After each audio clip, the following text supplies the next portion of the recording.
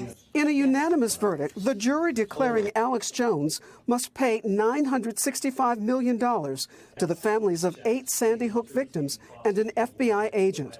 Emotional relief in the court as the verdict was read. After almost a decade of threats and messages from conspiracy theorists led by Jones, this is a moment years in the making. Jones was not in the courtroom for the verdict, but immediately reacted on his online show, calling the attorneys for the victims' families ambulance chasers and mocking the verdict. 57 million, 20 million, 50 million, 80 million, 100 million, blah, blah. You get $1 million, you get 100 million, you get 50 million. 26 people were killed in the Sandy Hook Elementary School, including 20 first graders. Several family members testified in the Connecticut courtroom about intense harassment, death, and rape threats. It is a constant fear. From followers of conspiracy theorist Alex Jones, who claimed for years the massacre was a hoax. Mark Barton described the emotional stress of learning Jones' followers even focused on his son Daniel's gravesite. And to hear that people were desecrating it and urinating on it and threatening to dig it up. I don't know how to articulate to you what that feels like. Carly Soto's sister, Vicky, was one of the teachers killed. It's crippling. You can't grieve properly because you're constantly defending yourself and your family and your loved ones.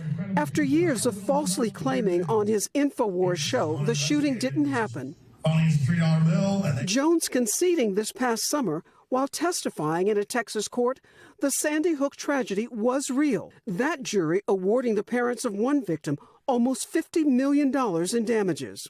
But in the Connecticut courtroom, and I'm done saying I'm sorry, a combative Jones defending his false claim. But I legitimately thought it might have been staged, and I stand by that. And I don't apologize for it. Rehema, how is Alex Jones's attorney reacting tonight? Lester, Jones's lawyer says they plan to appeal, but his legal troubles are far from over. Jones faces yet another defamation trial back in Texas involving other parents suing him over his false conspiracy claims. All right. Lester? Rehema Ellis, thank you. Let me bring in NBC News legal analyst Danny Savalas.